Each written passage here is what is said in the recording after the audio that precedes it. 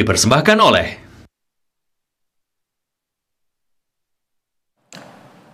Pemirsa, volume kendaraan arus balik mudik Lebaran 2025 mulai meningkat di sejumlah titik jalur mudik, diantaranya gerbang tol Cikatama dan ruas tol Cipali. Di gerbang tol Cikampek Utama hingga pukul 3 sore tadi tercatat sedikitnya lebih dari 50.000 kendaraan tercatat melintas keluar menuju arah Jakarta, meningkat drastis dibandingkan hari-hari sebelumnya. Untuk mengurai kepadatan, sistem one way kini berlaku dari kilometer 14 gerbang tol Kali Kangkung hingga kilometer 70 gerbang tol Cikampek Utama.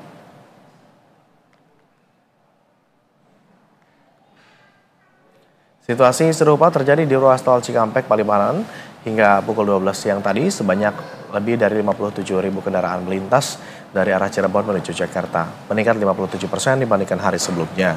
Kendaraan pemudik dapat melintas dengan kecepatan normal sekitar 80 sampai 100 km per jam. Kendaraan masih didominasi oleh mobil pribadi.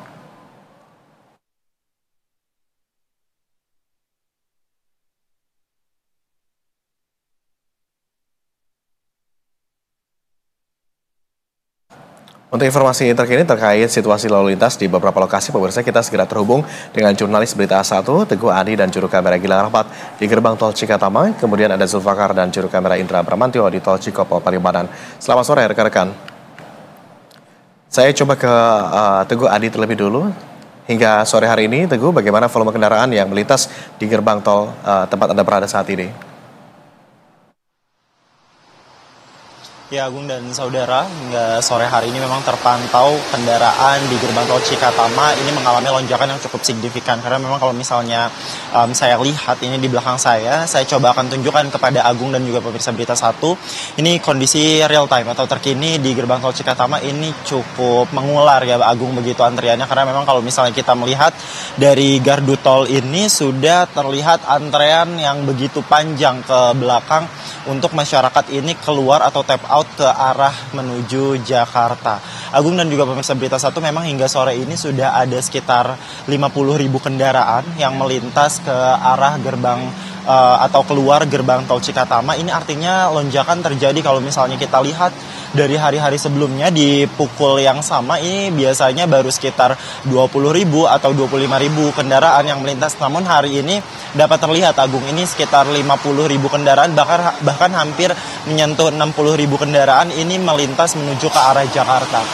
Agung dan juga pemirsa Berita 1, memang kalau misalnya kita lihat ini masih didominasi oleh kendaraan golongan 1 atau kendaraan bersumbu 2, karena memang kalau misalnya kita lihat bagaimana regulasi yang diterapkan, kendaraan sumbu 3 ke atas itu masih belum dapat melintas ke arah atau gardu tol atau ruas-ruas jalan tol Trans Jawa terutama, karena memang ketika arus mudik atau arus balik ini masih berlangsung, yang diperkenankan untuk menggunakan fasilitas ruas tol ini baru kendaraan golongan 1 saja Agung, sehingga memang kalau untuk golongan 3 atau kendaraan yang bermuatan berat ini baru diperkenankan untuk melintasi ruas tol ketika tanggal 8 mendatang atau ketika arus balik mudik Lebaran 2025 ini selesai.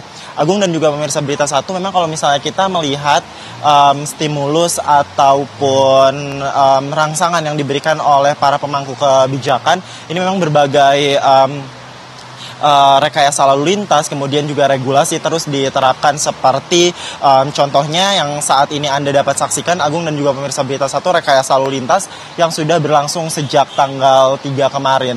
Dan memang kalau misalnya kita melihat formula atau rumus yang diterapkan ini masih sama Agung seperti pada arus mudik Lebaran 2025, di mana arus balik pun ini diberlakukan one way secara bertahap, di mana ini sudah tahap ketiga atau masih dalam cakupan one way lokal Agung, di mana pada tahap pertama ini dimulai dari kilometer 188, kemudian juga di tahap kedua dimulai dari kilometer 219 atau ruas tol Palimanan Kanci Pejagan maksud saya.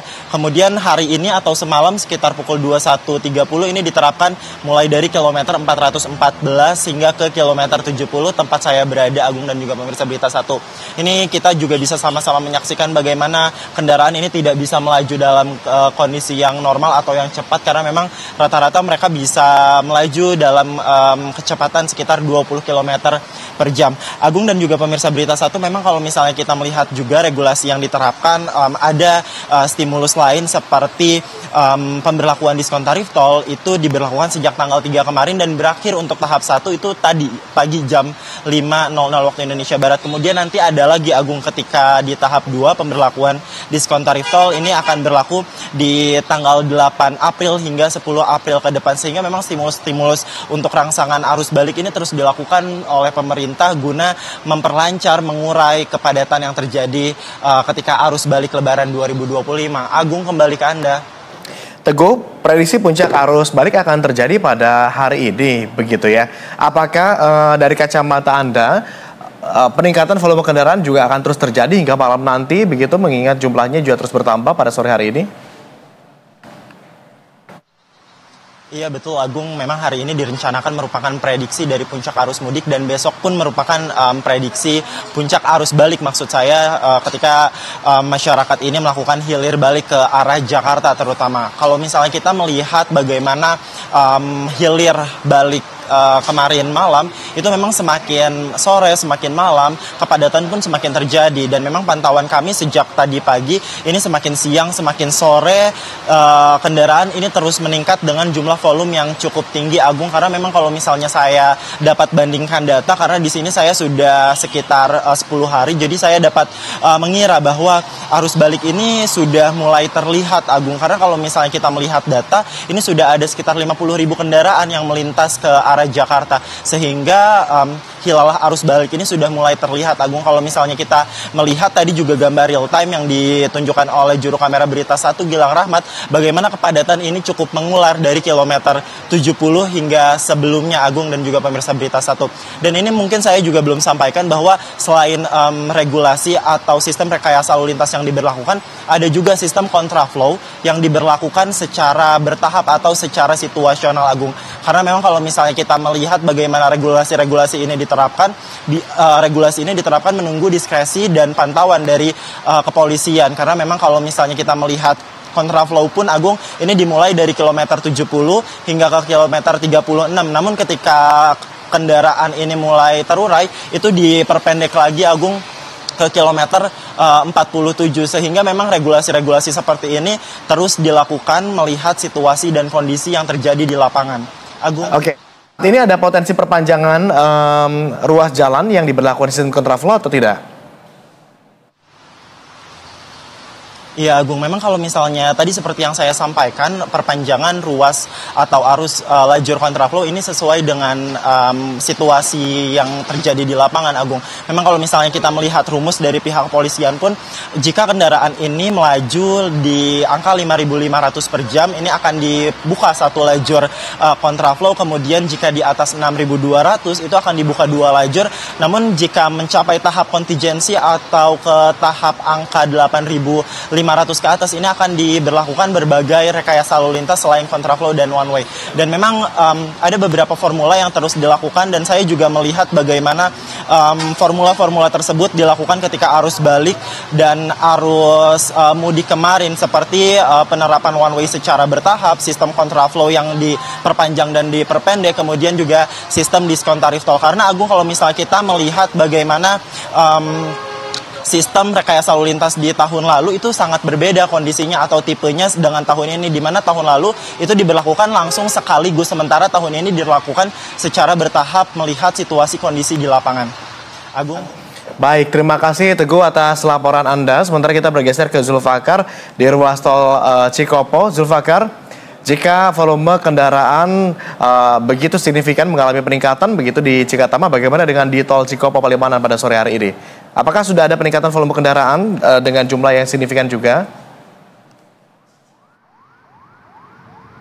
Baik Agung, untuk di ruas tol Cikopo Palimanan atau Cipali ini, nampak terjadi juga seperti di gerbang tol Cikampek tadi, volume kendaraan arus balik Lebaran ini juga terpantau mengalami peningkatan. Namun arus lalu lintas kami masih melihat masih dalam kondisi ramai lancar, dan kami akan melihatkan kepada Anda dan juga pemirsa di Berita 1 kondisi terkini di kilometer 110 tol Cikopo Palimanan.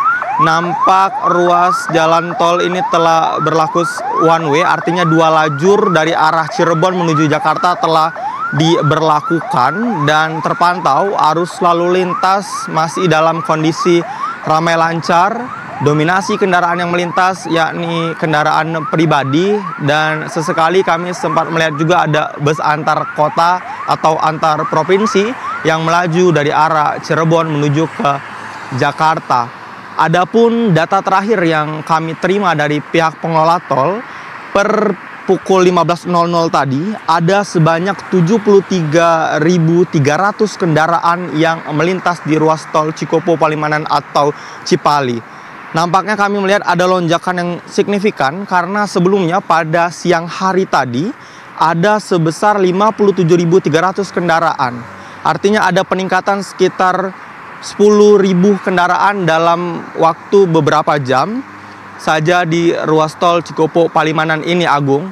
Dan rata-rata kendaraan yang melintas per jamnya di tol Cipali ini sebesar 4.800 kendaraan dalam 1 jam yang melintas di ruas tol ini, Agung. Artinya memang benar pada hari ini telah memasuki puncak arus balik mudik Lebaran tahun 2025 yang memang telah diprediksi oleh Korlantas Polri terjadi pada tanggal 5 kemarin, 6 dan hingga pada tanggal 7 nanti.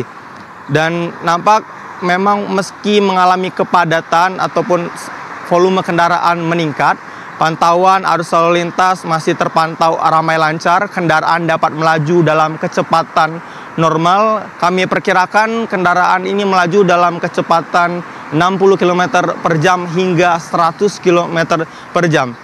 Memasuki jam-jam sore seperti ini, Agung dan pemirsa Berita Satu, ini merupakan jam-jam favorit dari para pemudik yang hendak melakukan perjalanan, apalagi setelah pukul 18.00 atau setelah sholat maghrib. Biasanya di jam-jam ini adalah jam di mana para pemudik melakukan perjalanan lebih banyak.